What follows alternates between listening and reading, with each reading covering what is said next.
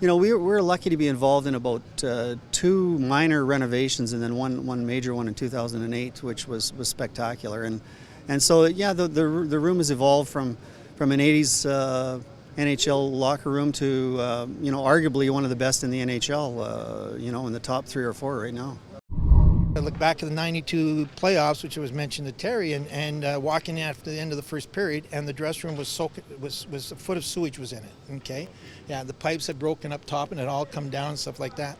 And at that point, at that time, my physiotherapist Dave McGee had gotten towels really quickly, and he had kept it under my door so it didn't get into the training room. But there was a foot of sewage in the dressing room. I mean, I remember that so vividly. More like, oh my God, how are we going to get through that? We went in overtime. Besides, finally beat the Kings, and if we had lost, we had been flying into LA that day, the day of the rides in LA. I'm going to say 87. The band Warrant was in, and I was in the next day, today, changing over the rink and putting everything back to normal. There's a couple girls that come out of the dressing room, and they had no clue where they were. And I says, well, do you know where you are? And they says, no. I says, where do you come from? She says, Seattle. I says, well, you're in another country. And tears ran down her eyes, of course, because who knows how old they were, right? And I said, well, unfortunately, you're going to have a tough time getting back to Seattle. And all of a sudden, they just stopped crying and goes, where are they going next? I go, I think they go to Calgary. We got to go to Calgary and get our band back. And I was like, what?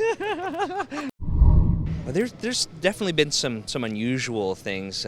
Seeing ZZ Top and having Billy Gibbs come in, and they're wearing such dark sunglasses, and it was before the advent of the digital camera.